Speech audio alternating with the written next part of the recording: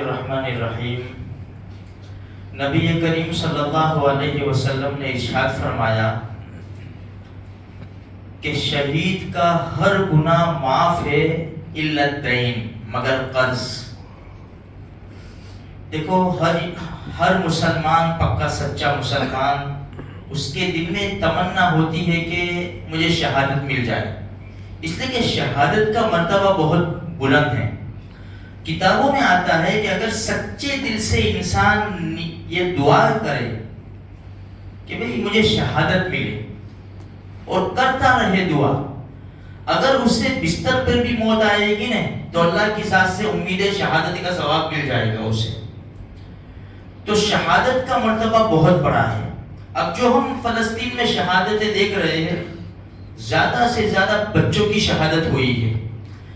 شہید کے بارے میں حدیث میں آتا ہے کہ خون کا قطرہ گرنے سے پہلے اللہ اس کے گناہ معاف فرما دیتے ہیں۔ اچھا، اب ہم لوگ تو یہی چاہتے ہیں کہ بھائی شہادت مل جائے، لیکن میرے بھائیوں، نبی کریم صلی اللہ علیہ وسلم نے اس شہید کا بھی جنازہ پہلے نہیں پڑھایا جس کے اوپر قرض تھا۔ ہمارے نبی نے فرمایا قرض ہے، کہاں ہے تو تم پڑھ لو۔ صحابی رضی اللہ تعالیٰ فرمایا یا میں ادا کر دوں گا۔ کسی کا انتقال ہوتا ہمارے نبی پوچھتے جنازہ پڑھانے سے پہلے قرض ہے تو تم پڑھ لو، کوئی ذمہ داری لے لیتا تو اللہ کے رسول صلی اللہ علیہ وسلم جنازہ پڑھا دیتے۔ کتنی بڑی بات ہے، الا الدین، ہر گناہ معاف ہے مگر قرض۔ اس لیے میرے بھائیوں، پہلے اپنے معاملات، معاشرت، اخلاق، رہن سہن، لین دین، اس کو درست کرو۔ اس کو درست کریں گے پھر ہم اللہ تبارک و تعالیٰ سے دعا کریں گے، اللہ کی ذات سے امید ہے اللہ ہماری دعائیں قبول کرے گا۔ لیکن ہمارے معاملات صحیح نہ ہو، لین دین صحیح نہ ہو، ہم نے کسی سے قرض لیا اور اس کو دینے کا ہم نام نہیں لیتے۔ حدیث میں آتا ہے اگر کسی نے قرض لیا دینے کی نیت سے تو اللہ اس کے لیے اسباب پیدا کر دیتا ہے، اور اگر کسی نے قرض لیا نہ دینے کی نیت سے تو اللہ اسے تباہ و برباد کر دیتا ہے۔ آج ہے پہلے انہوں نے دیکھی جائے گی، ہوگا تو دیں گے، نیتیں پہلے سے ہی ہوتی ہے تو پھر اس کے لیے راستے نہیں کھلتے۔ تو ہمارے معاملات کو درست کریں۔ بھائی میرے اوپر کسی کا حق تو نہیں ہے، بھائی میرے باپ کی وراثت میں میں نے بہنوں کو حق دے دیا، بھائی میری بیوی کا حق ہے، میرے بچوں کا حق ہے، مجھ سے پورا ہوتا ہے کہ نہیں ہوتا؟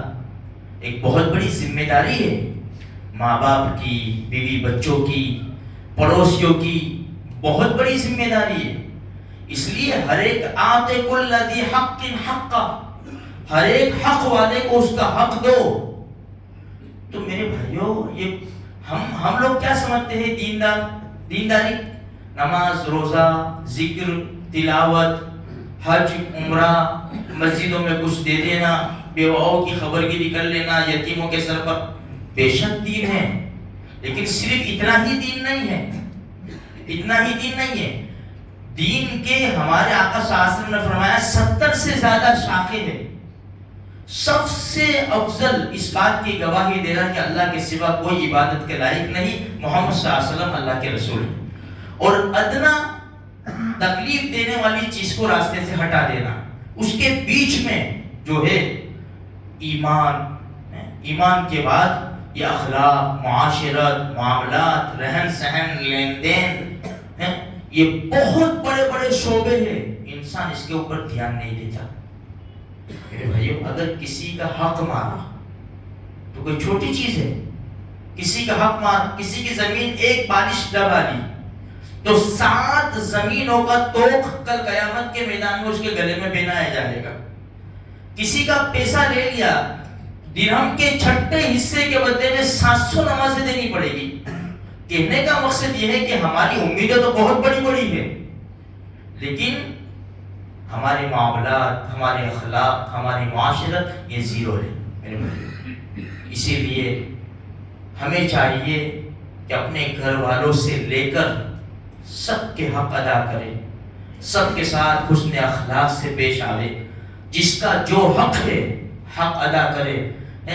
بھائی انسان باہر کتنا اچھا رہتا ہے، خوشحال رہتا ہے، ہنستے چہرے سے بات کرتا ہے.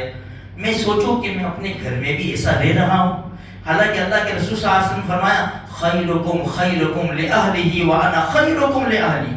تم میں سے سب سے بہتر وہ ہے کہ تم جو اپنے گھر والوں کے ساتھ حسن سلوک کریں، اور میں تم میں سب سے بہتر ہوں گھر والوں کے ساتھ حسن سلوک کرنے میں. اس لیے ہر چیز کو دیکھنا ہے. ایک کا حق ادا کیا، ایک کا مال دیا، یہ نہیں ہوگا میرے بھائیوں. اس لیے ہماری امیدیں جو بڑی ہے، بہت بڑی ہے. پہلے ہمیں یہاں تھوڑا سا دھیان دینا پڑے گا، اپنے اخلاق، معاشرت، معاملات، لین دین کو بالکل صحیح کرنا پڑے گا. اللہ تبارک و تعالی ہم تمام کو ایسے پاک صاف دنیا سے لے جاوے کہ ہمارے اوپر کسی کا بھی حق نہ ہو. اللہ کہیں سنی باتوں کے اوپر ہم سب کو عمل کرنے کی توفیق عطا فرمائے.